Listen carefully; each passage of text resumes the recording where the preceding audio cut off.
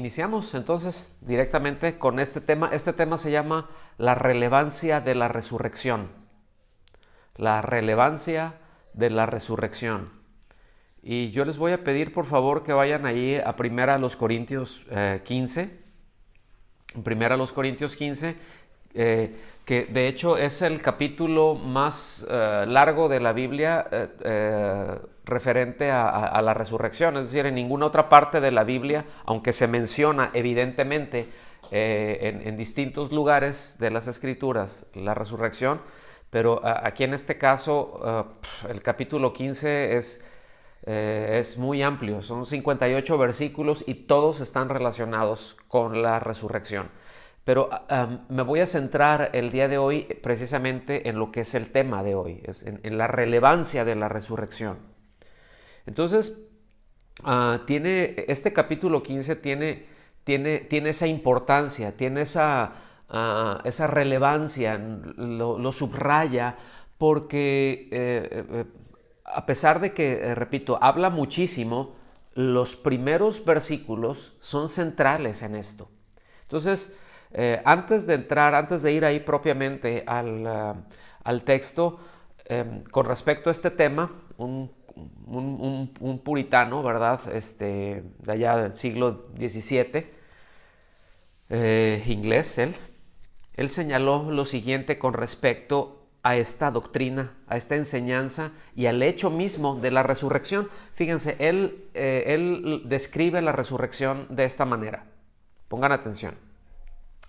La doctrina de la muerte y resurrección de Cristo es el fundamento del cristianismo. Así. Si se quita, se hunde de inmediato toda nuestra esperanza de eternidad. Por sostener con firmeza esta verdad, los cristianos soportan el día de la tribulación y se mantienen fieles a Dios.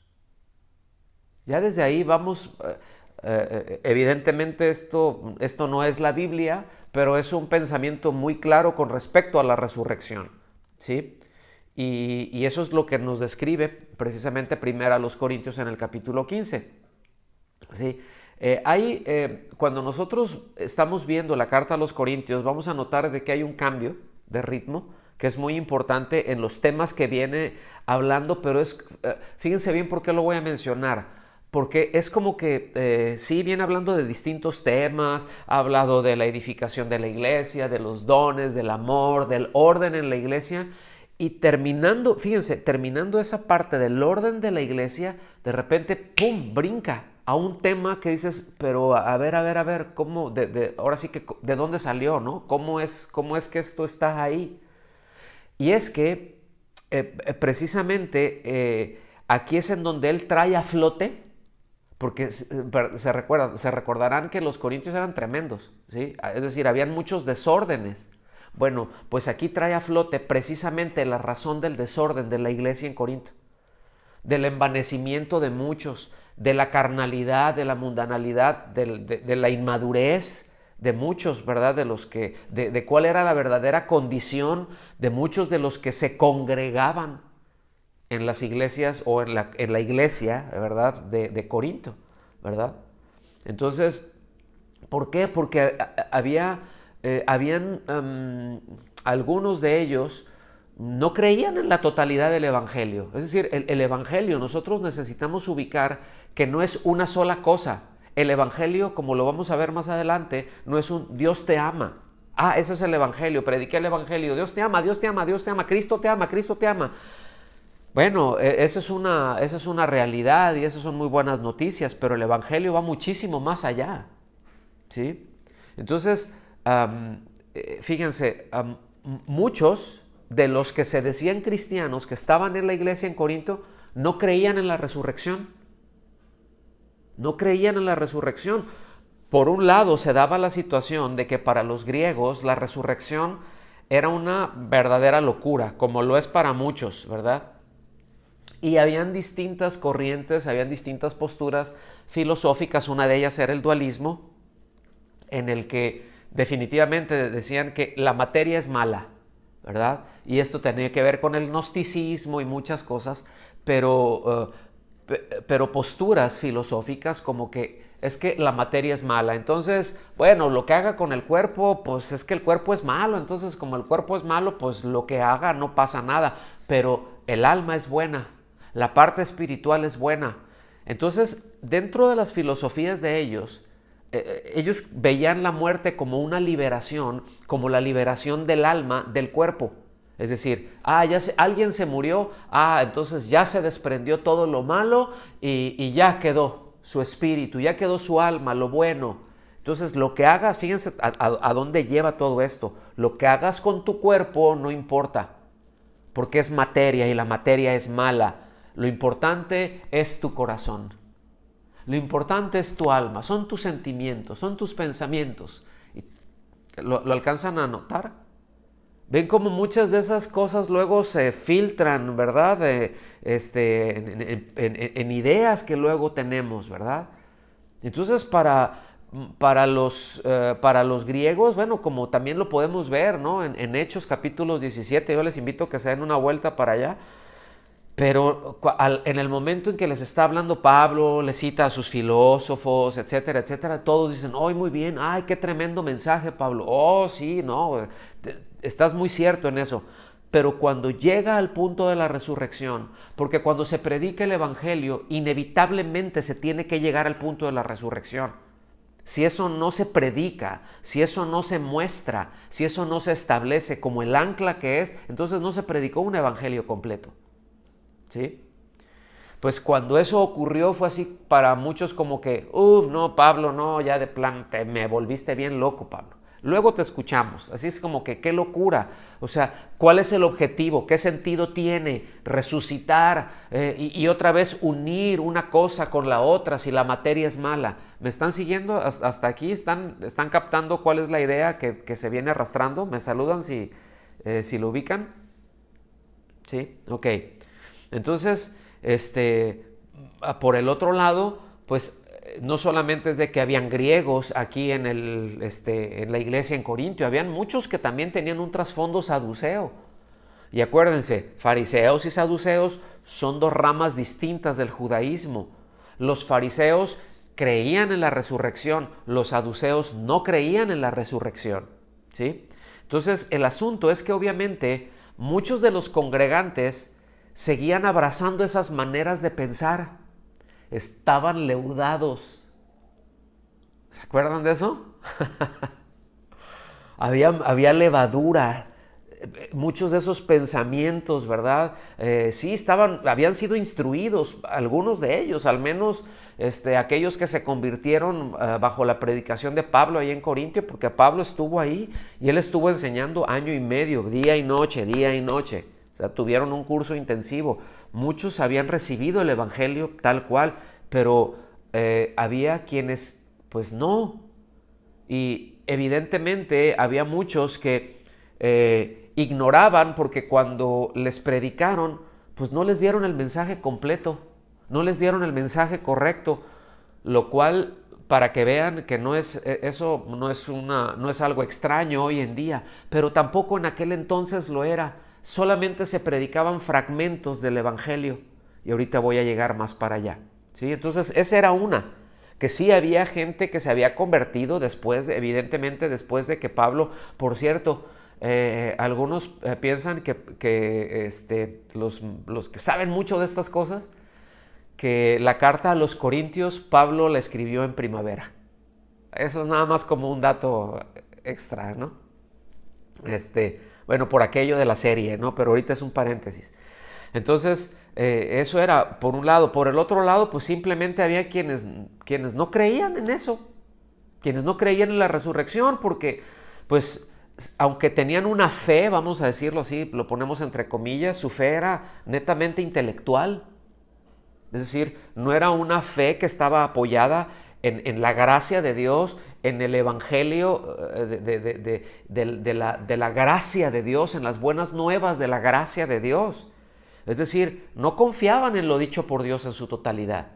Y nosotros tenemos que ubicar eso. O sea, yo no puedo Y esta es una buena manera en donde nosotros nos podemos preguntar si yo le creo absolutamente todo a Dios, todo lo que Dios dice, todo lo que Dios establece aquí en su palabra, si yo creo absolutamente todo lo que dice Dios.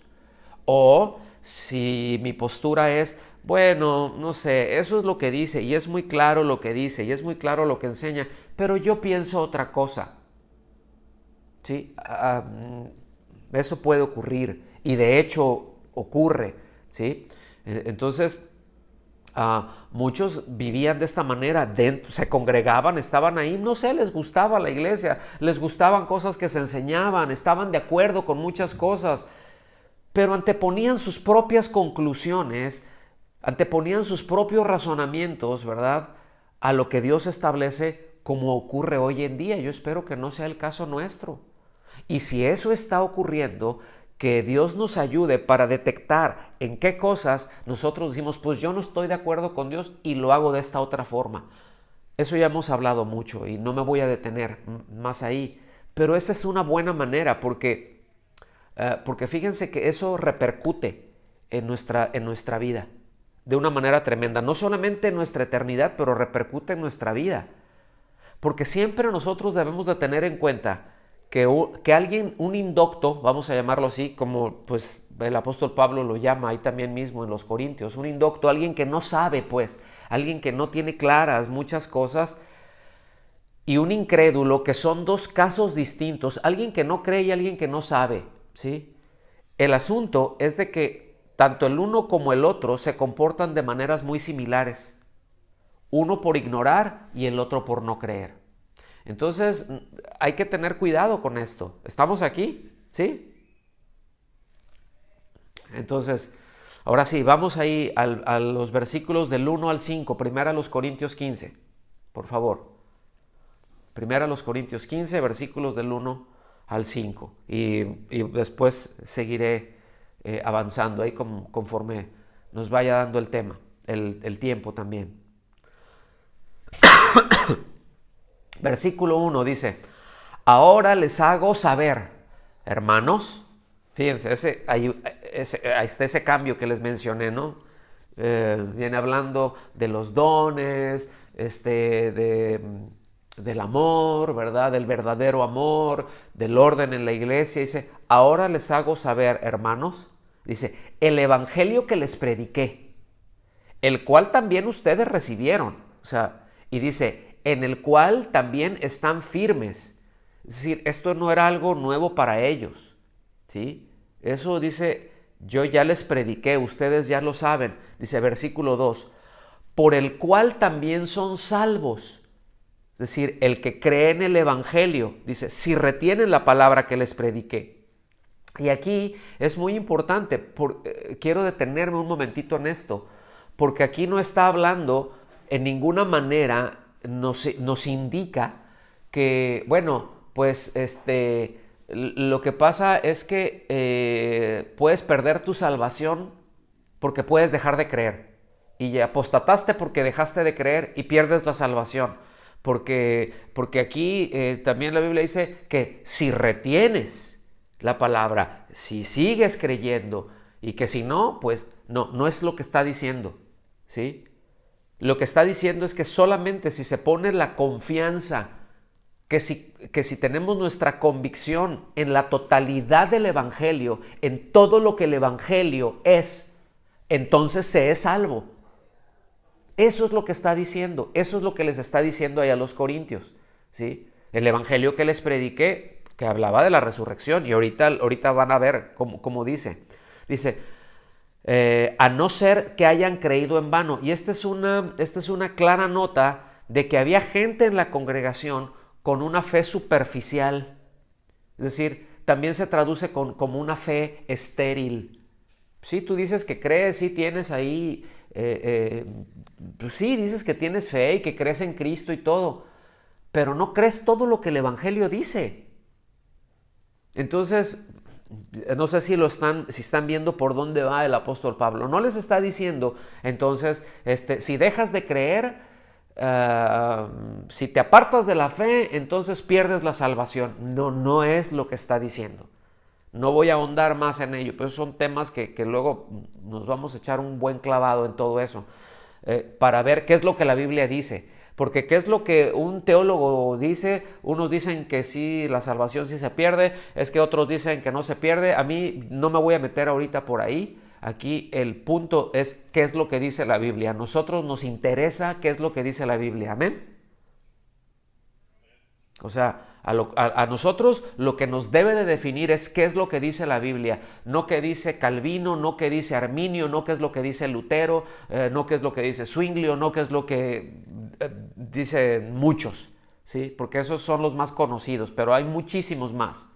Entonces no vamos a entrar por ahí. El evangelio que nos predicaron es el evangelio de Cristo, no es el evangelio de Lutero, no es el evangelio de Arminio, no es el evangelio de Calvino. Todas esas son posturas y cada uno de ellos expone una postura de cómo entiende ciertas cosas que están en la Biblia. Entonces nosotros tenemos que ir a la Biblia, no a los argumentos de ellos. ¿Estamos aquí? Y lo que la Biblia nos dice es de que pues nosotros no podemos, nuestra fe es vana si no creemos en la totalidad del evangelio. Y aquí más adelante nos lo afirma. Versículo 3 dice, porque yo les entregué, ese porque es la razón de lo que acaba de decir, porque yo les entregué, dice, en primer lugar, lo mismo que recibí. O sea, lo que yo recibí es lo que yo les di. Yo no le puse de mis argumentos, que a lo mejor Pablo pudiera tener sus argumentos, porque pues el hermano Pablo conocía mucho de las Escrituras y seguramente tenía algunas ideas que no estaban en línea con lo que Pedro pensaba, con lo que Juan pensaba. No, pero eso ellos tenían el entendimiento de lo que yo pienso es perfectamente irrelevante. ¿Qué es lo que la Biblia dice? Eso es lo que es absolutamente relevante. Eso es lo que es absolutamente trascendente. Entonces les está diciendo, pues no es algo que se me ocurrió a mí, no es lo que yo pienso, no es mi postura, no, es lo que recibí y nada diferente. Es decir, la salvación que yo obtuve al creer en el Evangelio es exactamente el Evangelio que yo les he transmitido, exactamente en lo mismo que yo he creído, es exactamente la misma salvación, es exactamente el mismo quien salva. Entonces dice, ¿qué es lo que yo recibí? ¿Sí? ¿Y qué es lo que yo les he entregado? Y aquí está, dice, número 1, porque son 4 cosas que menciona. Número 1, que Cristo murió por nuestros pecados y después dice, conforme a las Escrituras. ¿Ok? Fíjense bien, número 1, Cristo murió por nuestros pecados. Número 2, que fue sepultado y que resucitó al tercer día conforme a las Escrituras. ¿Lo alcanzan a ver? Es lo que la Biblia dice, no es lo que Gamaliel me enseñó, el rabino Gamaliel, o la escuela rabínica tal, o el comentarista de la Torá fulano de tal, porque habían muchos libros, muchísimos. Él no se refiere a eso. Él clava todo, ¿verdad? Por llamarlo de alguna manera, directamente con las Escrituras. Versículo 5 dice que se apareció a Cefas, esto es a Pedro, y después a los 12. ¿Sí? Entonces, está diciendo, hay testigos de eso. Entonces, fíjense bien, algunos puntos, déjenme ponerles ahí para si están tomando notas, porque esto es muy importante. Si el evangelio que se predica no es conforme a las Escrituras, perdón, si el evangelio que se predica no es conforme a las Escrituras, no es el verdadero evangelio. Si tiene que ver con un nuevo, entre comillas, entendimiento, miren, todo lo que digan, esto es algo nuevo, eso ya se descarta por sí mismo. Si el evangelio no, bueno, es que a mí el Señor me mostró la prosperidad y todo esto nuevo que me acaba, es una fresca revelación olvídense de eso. Si el evangelio que se predica no es conforme a las Escrituras, y esto es, si todo el mensaje de Dios no es conforme a las Escrituras, no es verdadero, punto. Ya está mezclado, ya está leudado. ¿Okay? Por otro lado, ahora, ¿quién dice que Cristo murió por nuestros pecados? Es decir, en lugar nuestro, en sustitución nuestra, por el pago de nuestros pecados. ¿Quién dijo eso? ¿Quién lo dice? A ver, díganme. Las Escrituras, la Biblia es quien lo dice. No lo dice el pastor fulano, el reformador perengano. No, es la Biblia el que lo dice. ¿Sí? ¿Quién nos dice que resucitó al tercer día? No, bueno, pues es que hubo testigos y pues ahí está y se menciona, ¿no? A Pedro, pero quién sabe Pedro, pues cómo andaría, ¿no? Y pues quién sabe. No, son las Escrituras lo que anunciaron eso, ¿sí? Y hubieron muchos testigos que confirmaron que lo que dicen las Escrituras, ese hecho que las Escrituras anunciaron, vino a hacerse realidad ya. Y hay testigos. Eso es lo que se está planteando. Ahora, aquí hay una pregunta. ¿Cómo puede alguien nacer de nuevo? ¿Cómo puede alguien ser regenerado si solo confía en parte del Evangelio? Porque todo esto es lo que les está planteando el apóstol Pablo aquí a los Corintios. Es ese cambio de tema, ese cambio de ritmo que mencionamos en un principio. ¿Cómo puedo decir yo que soy cristiano? Porque muchos dicen que son cristianos porque están de acuerdo con algunas cosas o porque se reúnen en alguna congregación, por las razones que sean. Pueden ser muy buenas las razones, ¿sí? Pero si alguien no ha creído, si no confía en la totalidad del Evangelio, es decir, si mi fe está arraigada, está fundamentada solamente en pedazos de Evangelio, ¿cómo puedo nacer de nuevo? ¿Cómo puedo ser regenerado? ¿Sí? Entonces es muy obvio que toda la enseñanza apostólica se fundamenta en las Escrituras y no en conceptos propios. Es decir, cuando se menciona, y esto lo hemos visto en otras ocasiones, cuando nos dice que es la doctrina de los apóstoles, no es lo que los apóstoles pensaban, no es lo que a ellos se les ocurrió. La doctrina de los apóstoles fue lo que Cristo les enseñó, así tal como Pablo les está diciendo, lo que yo recibí, eso es lo que les transmito, ¿sí? En ningún momento hay un yo pienso, pues yo propongo, yo digo, a mí me parece, yo lo entiendo de esta manera. No, esa no es la enseñanza apostólica. La enseñanza apostólica es una así dice el Señor y eso tiene el respaldo de las Escrituras. ¿Estamos aquí? Entonces, estos 4 puntos, ¿verdad? Estos son 4 puntos fundamentales de la fe cristiana. Y perdón que lo mencione, ¿verdad? En este sentido.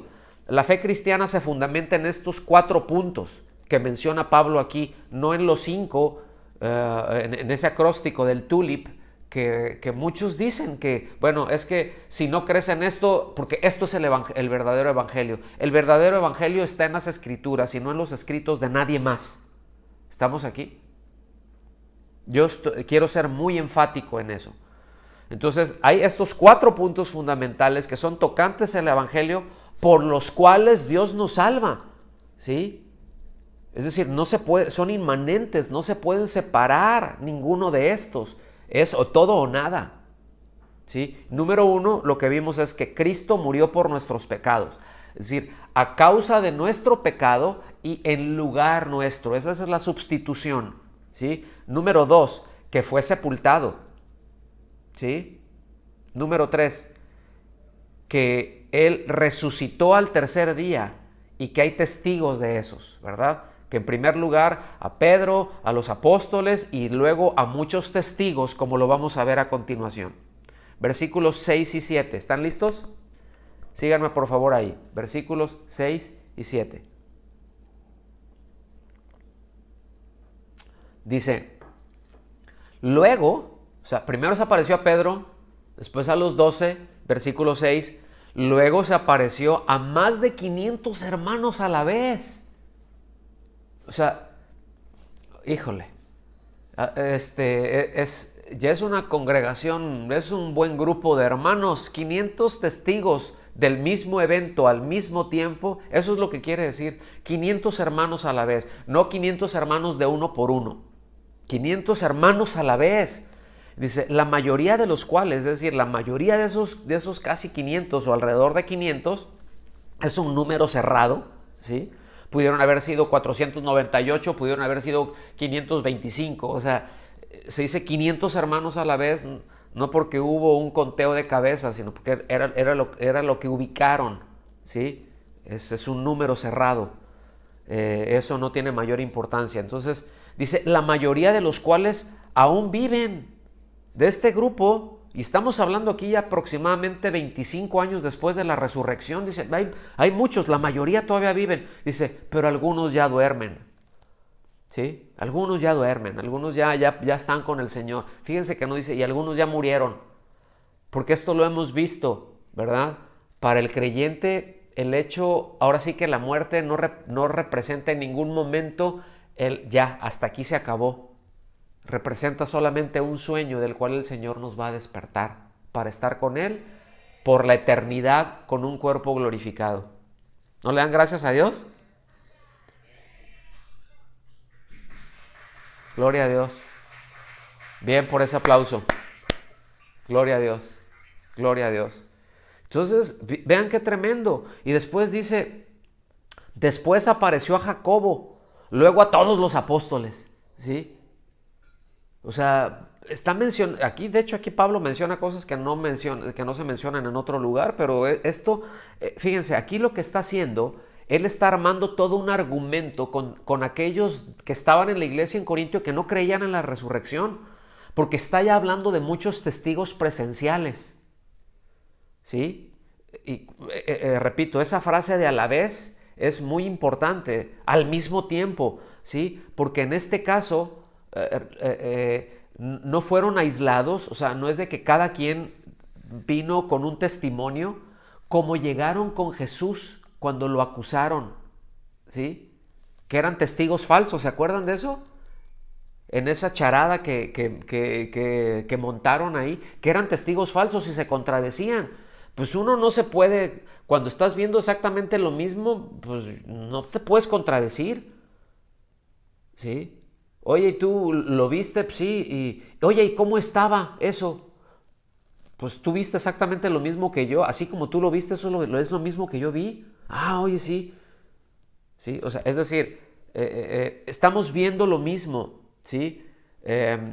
Si hubiera sido de uno en uno, de a poquito, fíjense, si hubiera sido nada más el testimonio de las mujeres, el testimonio de Pedro, solamente se le apareció uno, eso hubiera podido dar pie a un falso testimonio. Se pusieron de acuerdo, pero 500 a la vez, cuando estás hablando de 500 personas que ven algo al mismo tiempo, digo, eso es una prueba testimonial bastante sólida. Eso cualquier juez te lo acepta. Por muy corrupto que sea un juez, si tú llegas ahí, son 500 testigos de esto, presenciales al mismo tiempo. Eso es apabullante. Bueno, así de apabullador es la resurrección del Señor, con tantísimos testigos y tantos hechos evidentes de la resurrección, ¿sí? Aunque hay muchos que se esfuerzan en contradecirlo, en negarla incluso, y que se dicen cristianos. ¿Sí? Entonces esto, mis amados, esto que acabamos de ver, lo coloca como un hecho histórico, como una evidencia histórica. Y aquí quiero hacer otro paréntesis. Nuestra fe en Cristo es la única fe que está sustentada y que tiene hechos históricos, que apela a la historia, que apela a cosas reales, históricas, que están selladas en la historia de la humanidad. Vamos a decirlo así, no me gusta el término por la connotación que tiene, no porque sea incorrecto, pero es la única religión que existe que tiene fundamentos históricos, que se basa en fundamentos históricos, que se basa en hechos, no en suposiciones. Mencióneme toda la que usted quiera. Ninguna de ellas tiene referencias históricas. Punto. Eso podríamos hablar mucho y lo haremos en su momento. Pero solamente les quiero hacer ver esto porque son que vayan siendo como ladrillos, ¿no? Como que se van poniendo, donde vamos construyendo y que nuestra fe sea bien sólida. Nuestro Señor resucitó y por cuanto vive Él, vivimos nosotros, y por cuanto Él resucitó y Él es primicias, nosotros también lo haremos. Amén. Él nos resucitará. ¿Cuándo? En el día que Él determine. Pero ¿cómo va a ser esto? Bueno, cuando el Señor venga por la iglesia, los muertos en Cristo resucitarán primero y luego nosotros, los que vivimos, nos encontraremos todos juntamente con Él en el aire. ¡Ay, qué maravilla! Esa es nuestra fe, mis amados. Esos son fundamentos de fe. Esos son fundamentos de fe. ¿Usted cree eso? Eso es el Evangelio. Versículo 12, fíjense qué tremendo, ¿verdad? Aquí ya nos brincamos, ¿sí? Ya nos brincamos del versículo 7 al 12, porque hace un paréntesis ahí entre esos versículos muy importantes que luego tocamos, pero ahorita seguimos con la resurrección, porque ese es el tema. Versículo 12 dice, ahora bien, si se predica que Cristo ha resucitado de entre los muertos, ¿cómo dicen algunos entre ustedes que no hay resurrección de muertos? A ver, si estamos predicando el Evangelio y en ese Evangelio que se está predicando, es como decir esto. No, fíjate que el Señor, sí, murió, vino y por amor a nosotros nos redimió, Él dio su vida a favor, Él murió por nosotros, pero resucitó al tercer día. Pero bueno, la verdad es que no resucitan los muertos. ¿Qué clase de o sea, ¿cómo, ahora sí que cómo lo digo? ¿Sí? ¿Qué clase de declaración? ¿Sería una declaración confiable? Te estoy diciendo una cosa ahorita e inmediatamente te digo, no, bueno, pero eso no existe. Entonces todo lo demás no existe. Entonces todo lo demás se desmorona. ¿Lo alcanzan a ver? ¿Sí? Entonces, ¿cómo dicen algunos entre ustedes que no hay resurrección de muertos? Entonces, es más que evidente cómo esa filosofía griega, el dualismo, que niega la resurrección corporal, que ya lo vimos ahorita, ¿sí? Cómo ellos incluso, fíjense, consideraban que la resurrección era algo irracional. Digan conmigo, irracional.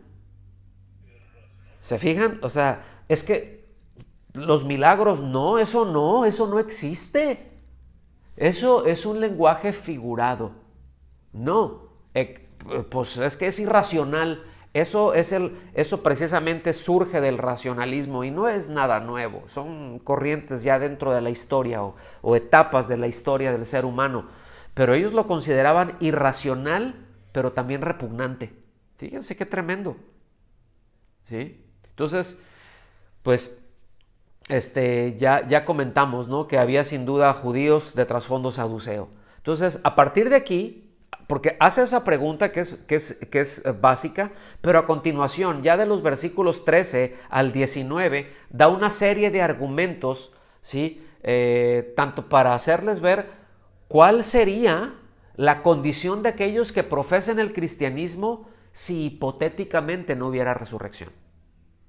Eso es lo que trae a continuación. A ver.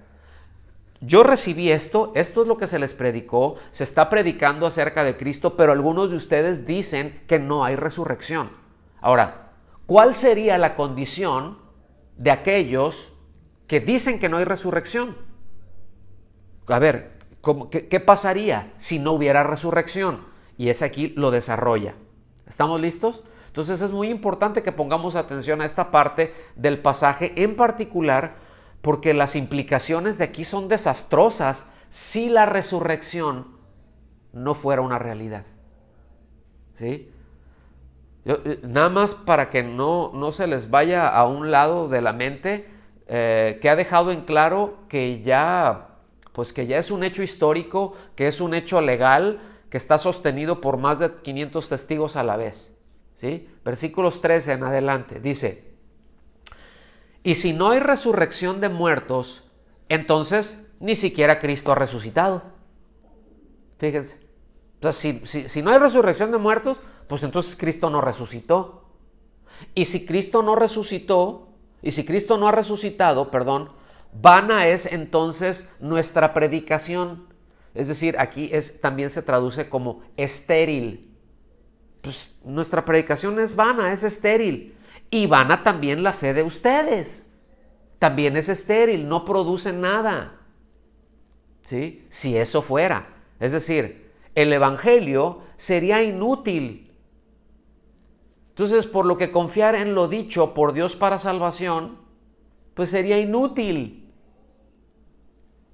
¿Qué es? ¿En dónde deja eso? ¿A quién hace mentiroso eso? ¿A quién hace mentiroso? A Dios. Exactamente. ¿Sí? Versículo 15. Aún más, o sea, es así como por si fuera poco. A ver, vamos a ahondar en esto. Dice, aún más, somos hallados testigos falsos de Dios. O sea, el mensaje sería inútil, la fe de ustedes sería inútil, pero además nosotros seríamos testigos falsos de Dios. Es decir, que Dios nos envió a testificar mentiras. Que Dios me dijo que viniera a decirles mentiras. Eso es muy grave, porque el padre de la mentira se llama Satanás. Dice que él es mentiroso y que es homicida y que es padre de mentira, es decir, toda mentira se origina en él. Por eso no hay mentiritas blancas, la mentira es mentira. ¿Sí? Se origina ahí. Entonces, imagínense qué pesado está diciendo. Dice, pues si así fuera, para echarle otra rana a la olla, pues entonces es como que Dios nos envió a testificar una mentira. Dice, porque hemos testificado contra Dios que Él resucitó a Cristo, a quien no resucitó, si en verdad los muertos no resucitan. ¿Se fijan? O sea, estaríamos haciendo mentirosos a Dios. Y dice, pero sigue en esa línea. Porque si los muertos no resucitan, entonces ni siquiera Cristo ha resucitado. Y si Cristo no ha resucitado, la fe de ustedes es falsa. Es decir, aquí ya, ¡pum!, ya asienta bien el asunto. Sin la resurrección de Cristo, confiar en Cristo para la salvación nuestra, entonces sería inútil. Entonces no hay manera de ser salvos. Quitas la resurrección, no hay salvación. Quitas la resurrección, no hay esperanza de que el hombre sea salvo. Y dice, la fe de ustedes es falsa si no hay resurrección. Dice, todavía están en sus pecados. ¿Qué quiere decir esto? Pues que el destino final del hombre sería irremediablemente la condenación eterna. Póngame atención en esto que voy a decir, por favor. Si lo quiere anotar, qué bueno. Pero la resurrección es la garantía de dos cosas. ¿Sí? La resurrección es la garantía, en primer lugar, de la justificación a todo aquel que cree. ¿Sí? La salvación, lo repito, la resurrección es la garantía de la justificación de todo aquel que cree. Eso es lo primero. Pero también la resurrección es la garantía de la condenación al que no cree. O sea, garantiza la salvación al que cree, la resurrección, pero también garantiza la resurrección al que no cree. Perdón, garantiza la condenación y también la resurrección, porque habrá una resurrección para todos. ¿Sí? No es de que, bueno, este ya se murió, estaba sin Cristo, rip, el muerto al pozo y el vivo al gozo. ¿Sí? Entonces, pues ya se murió y pues ya aniquilación. No. Todos van a ser resucitados porque todos los seres humanos serán resucitados para comparecer delante de Cristo. ¿Sí? Todos. Ese es el juicio del trono blanco. Y recibirán la condenación eterna. El lago de fuego no es para el alma. El lago de fuego será en el cuerpo. Es decir, el sufrimiento será eterno, no en el alma. No en esos problemas y tribulaciones que se tienen y estará atribulado y sin descanso. No. Sentirá, literalmente, ahora sí que estará frito. Y se estará friendo por la eternidad en el cuerpo. Porque así como la resurrección para el creyente es para el deleite y es para el disfrute y para adorar a Dios y poder estar en su presencia glorificados y sin ninguna influencia de pecado, sin ninguna influencia de nuestra carne, de naturaleza caída, sino con el cuerpo como el de Cristo actualmente. Bueno, también la resurrección está garantizando que el incrédulo, el que rechazó a Cristo, también padecerá eternamente en su cuerpo. Esa es la trascendencia, esa es la relevancia de la resurrección, ¿sí? En Romanos 4:25 dice que Cristo, que Él fue entregado por nuestros pecados, por nuestras transgresiones, dice, y resucitado para nuestra justificación. Es que, si dice, bueno, es que Él murió, es que Cristo murió por mí. Sí, pero tenemos que ir más allá, pero también resucitó. ¿Estamos aquí? Sí, Cristo murió por nuestros pecados, pero también resucitó para nuestra justificación. Si Cristo no resucita, no estamos justificados. Versículo 18, regresamos allá a Corintios 15. Dice, entonces, también los que han dormido en Cristo están perdidos. Entonces también todos los que están ahí, que murieron en Cristo, ¿verdad? Bueno, pues están perdidos. Es decir, todos cuantos creyeron en el pasado, pues también fue en vano. No fue en vano nada más para nosotros, entonces pues hubiera sido vano también para ellos. Versículo 19. Si hemos esperado en Cristo para esta vida solamente, fíjense, si hemos esperado en Cristo para esta vida solamente, somos de todos los hombres los más dignos de lástima. En otras palabras, si no hubiera resurrección, si nuestro enfoque se trata de lo que pasa en esta vida nada más, por cierto, a veces ese es el enfoque que se le da cuando se predica el evangelio, ¿verdad? El evangelio de cambiar vidas, o más concretamente estilos de vidas. No, es que mira, es que Cristo, es que Él puede cambiar tu vida. Está, ¿verdad? Ahí, déjame poner un caso extremo, pero muy común, ¿verdad? Ahí está la persona, ahí está el borracho, ahí está el drogadicto, ahí está la prostituta, ahí está el homosexual. No, mira, eso que estás haciendo está mal, pero Cristo puede cambiar tu vida. Cristo puede cambiar tu vida, ¿sí? El asunto, fíjense bien lo que les voy a decir, el asunto es de que no muchos quieren cambiar. Esa es la verdad. Muchos no quieren cambiar, muchos no les interesa cambiar, disfrutan lo que están haciendo y lo único que desearían es vivir sin consecuencias y libres de incomodidades. ¿Sí? Pues, a mí sí me gustaría seguir siendo lo que soy y seguir viviendo así si no tuviera ninguna consecuencias. Y si los que están alrededor de mí no tienen ninguna consecuencia, pues qué bueno, pues que Dios me libre de eso. ¿Estamos aquí?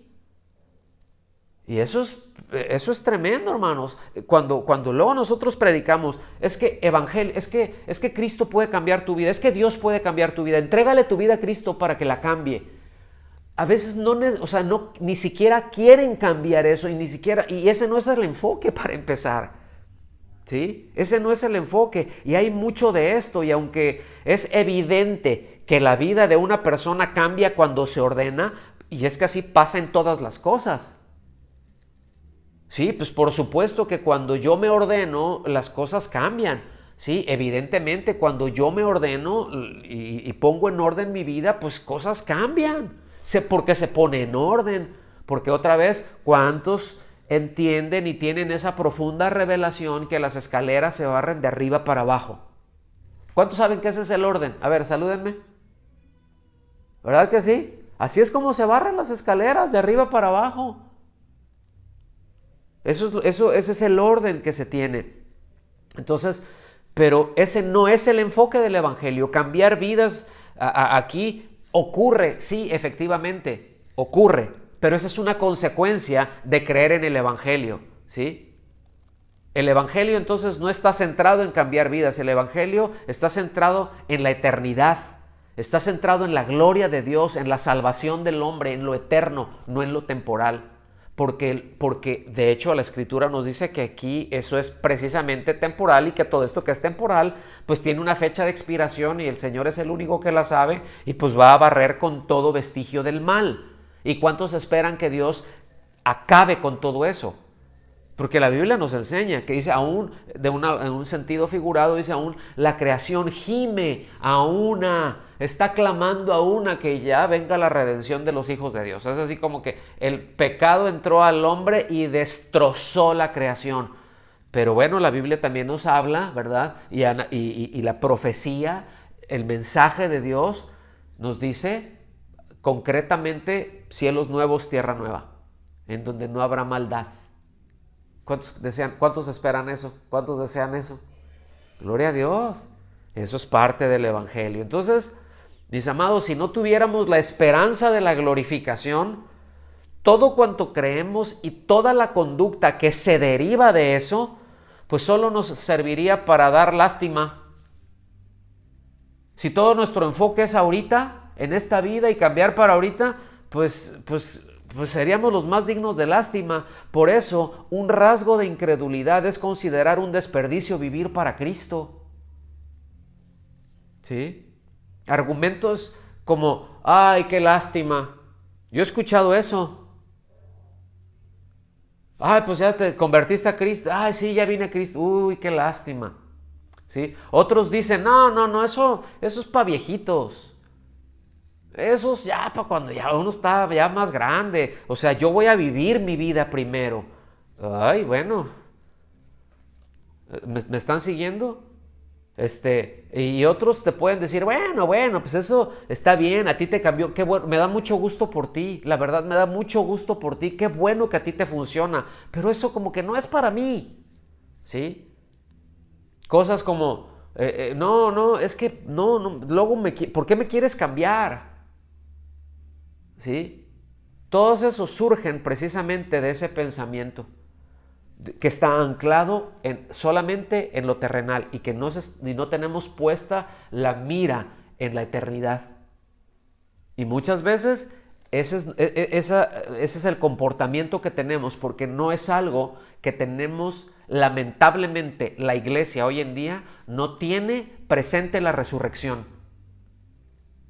Lamentablemente, me atrevo a decir esto, la resurrección de manera general no forma parte, no se incluye en la predicación del Evangelio, en la predicación en la iglesia. Mucho de lo que se predica está enfocado netamente a las cosas de esta vida. Y no está mal buscar, la Biblia nos dice que corrijamos cosas, que nos pongamos bien, etcétera. Sí, pero todo eso se va a derivar de lo que yo he creído. ¿Por qué? Porque si yo no he puesto mi confianza en Cristo, en la totalidad de lo que dice el Evangelio, no puedo nacer de nuevo, no recibo la vida de Cristo, por tanto, no estoy habilitado para vivir de la manera en que Cristo quiere que viva, porque Él es el que hace la obra de mí, y hace la obra en mí no porque yo soy un imitador como el changuito, ¿sí? O sea, no porque yo estoy imitando. Cristo hace la obra en mí y yo me voy transformando porque la vida de Cristo está en mí, porque estoy vinculado a la vida de Cristo. Ese es el punto, mis amados. Vean la trascendencia de la resurrección. Entonces vámonos al final, vámonos a la conclusión, para aterrizar la relevancia, la trascendencia, ¿sí? Y hay cuatro aspectos en donde impacta directamente. ¿Sí? Número uno, pues para la persona de Cristo. Esto tiene que ver con la relevancia de la resurrección, ¿sí? Tiene un impacto en la persona misma de Cristo. Es decir, si Cristo no resucitó de los muertos, entonces fue el más grande mentiroso, porque Él predijo que resucitaría. Él dijo, yo resucitaré, ¿sí? Ahí está en Mateo 20:19. ¿Quieren que lo veamos? Vamos rápido ahí. Mateo capítulo 20, versículo 19. Muy importante.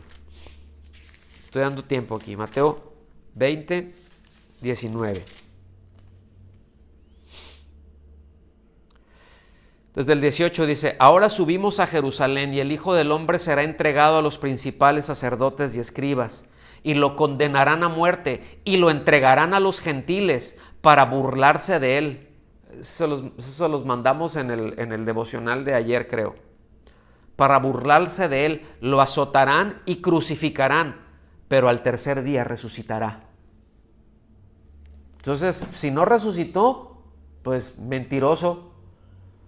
Y escuchen bien, la premisa es esta: Dios no miente.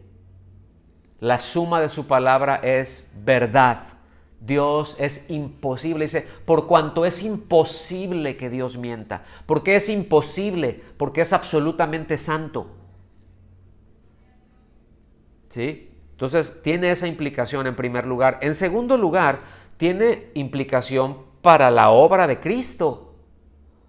Porque aquí dejaría, si Cristo no resucitó, pues entonces deja muy mal parada la obra, porque entonces su obra, ¿sí?, ya no depende de él, ya depende de mortales comunes y corrientes, más corrientes que comunes, así como nosotros. Porque ninguno de nosotros, así como que, ay, qué fino y vienes de la realeza. Bueno, mi tía Chabelita, ¿verdad? Pero de manera general, pues no. Entonces fíjense, si Cristo no resucitó de entre los muertos, entonces Él no estaría vivo y no podría seguir y no podría continuar con el ministerio, no podría salvaguardar a la iglesia, no podría cuidar a la iglesia, no podría edificar a la iglesia, no podría proteger a la iglesia. ¿Se imaginan ustedes que la iglesia se quede sin la protección de Cristo? Porque un muerto no puede proteger. ¿Sí? No sé si me estoy dando a entender, ¿lo estamos captando? El impacto que esto tendría. ¿Sí? Pues evidentemente no tendríamos un sumo sacerdote que estuviera a favor nuestro, pues nada de lo que pasó ya después de su muerte, pues ya no tendría ningún sentido, ya solamente serían obras humanas. La iglesia no tendría un abogado, no tendría una cabeza. Entonces, pues solamente estaríamos viendo a ver qué es lo que podemos hacer nosotros con nuestras buenas intenciones. Sería un desastre, mis amados. Sería un absolutamente desastre, como lo son todas las congregaciones y todas las iglesias que sacan a Cristo. Como lo es cualquier organización que es gobernada por el hombre y no por Cristo, que es gobernada por el hombre y no por lo que Él dice. ¿Es relevante la resurrección? ¿Ustedes qué piensan? ¿Sí? Pero también entonces lo sería para el evangelio, ¿verdad? Ese es el tercer punto, porque ya vimos en el pasaje, ¿verdad? Ahí en 1 Corintios del versículo 3 al 7, la muerte y la resurrección de Cristo se declaran como algo de primer orden, de primera importancia, como algo fundamental. Y eso es lo que se amarra conforme a las Escrituras, lo que Dios dice, lo que está escrito, ¿sí? Esos son hechos esenciales, que vino el Salvador, que fue enviado, que se hizo hombre, que murió como hombre, pero resucitó al tercer día. ¿Sí? Que no se desmayó, porque eso es lo que muchos han dicho, que se dicen cristianos liberales. Teología liberal es una basura, debo decirlo. Y hay mucha influencia dentro de la iglesia actualmente en esto, ¿sí? No, es que él se desmayó. No, es que solamente le dio un ataque cataléptico ahí, ¿verdad? Se quedó así como muerto, pero no, pues porque los muertos no resucitan. Entonces no solamente el actual papa dice, no, es que Cristo resucitó en las bases del pueblo. Pues es un papa más comunista que nada. Ustedes deberían de ver el prólogo que le escribió que escribió al libro que escribió las memorias de Fidel Castro. Imagínense ustedes el prólogo que le hizo el Papa actual, ¿sí? 50 páginas. Eso no es un prólogo, eso son como 2 o 3 capítulos. Y la resurrección, Cristo resucitó en la revolución del pueblo. Imagínense qué tamaño, perdón por la palabra, qué tamaño de estupidez. Porque eso es lo que es. Y me salió en verso sin esfuerzo. ¿Sí? Imagínense. No, o sea, niegan la resurrección. Imagínese usted. Bueno, ya, ¿para qué? Él murió y fue sepultado, ¿sí? Él resucitó y fue visto resucitado. Pablo escribió a eso mucho, hizo mucho el énfasis, ¿sí? Entonces, sencillamente sin la resurrección no hay evangelio, no hay buenas noticias. Y para nosotros, por último, si Cristo no resucitó, pues estamos perdiendo el tiempo. Nuestro testimonio sería falso, ¿sí? A nuestra fe, pues no tiene nada significativo y no dejaría de ser mejor y no dejaría de ser más verdadera que cualquier otra filosofía por ahí, ¿sí? Nuestra expectativa del futuro, pues, ¿qué esperanza tendríamos? ¿Qué fundamento tendríamos? Si Cristo no ha resucitado, entonces, pues todos están perdidos. Seguiríamos en pecado. Seríamos los más dignos de lástima por haber sido engañados con respecto a que haya una resurrección. ¿Se fijan? Entonces, pero no, mis amados, el Señor resucitó y por cuanto vive Él, podemos vivir nosotros también. Porque Cristo vive, nosotros vivimos, ¿sí?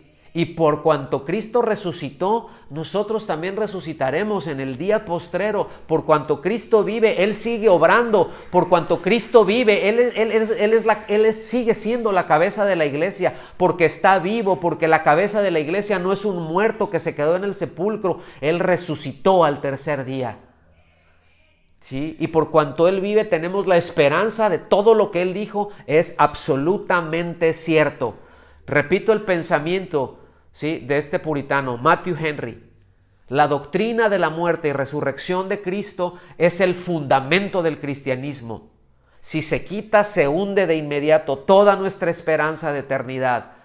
Por sostener con firmeza esta verdad, los cristianos soportan el día de la tribulación y se mantienen fieles a Dios porque Él está vivo, porque Él resucitó. Nosotros podemos ser fieles a Dios, mis amados. Amén. Dele un aplauso al Señor y vamos a darle gracias. Y vamos a orar. Señor, te damos muchas gracias por tu bondad, por tu misericordia. Te damos gracias porque tú te hiciste hombre, veniste a nosotros, moriste como hombre y resucitaste al tercer día, Señor. Y ahí está el fundamento de nuestra fe. El fundamento de nuestra fe no puede ser quitado. El fundamento no puede ser conmovido. El fundamento de nuestra fe no puede ser reemplazado. Y nosotros podemos estar y estamos hoy a 2000 años de distancia, Señor, delante de ti porque tú estás vivo, Señor, como en aquel momento tú estás vivo hoy. Y por cuanto así es, nosotros podemos vivir y nosotros estamos contigo y tú estás con nosotros, Señor. Y te damos gracias porque tenemos la esperanza de la vida futura, tenemos la esperanza de la continuidad y de la infinitud de vida, de la eternidad contigo, Señor, de estar contigo para siempre disfrutando. La resurrección es la garantía de que seremos justificados, de que la obra que tú hiciste, de lo que tú viniste a hacer, tiene absolutamente sentido y validez y efectividad, Señor. Y te damos gracias porque también, Dios, la resurrección es la garantía de que todo aquel que no cree también será condenado, también seguirá en condenación. Oh, qué maravillosa es tu resurrección, Señor. Oh, qué maravilloso es que tú vives el día de hoy y que nosotros estamos contigo y que el fundamento de nuestra fe no puede ser quitado, no puede ser conmovido. Y te damos las gracias, Señor, en el nombre de Jesús. Amén. Aleluya. Aleluya.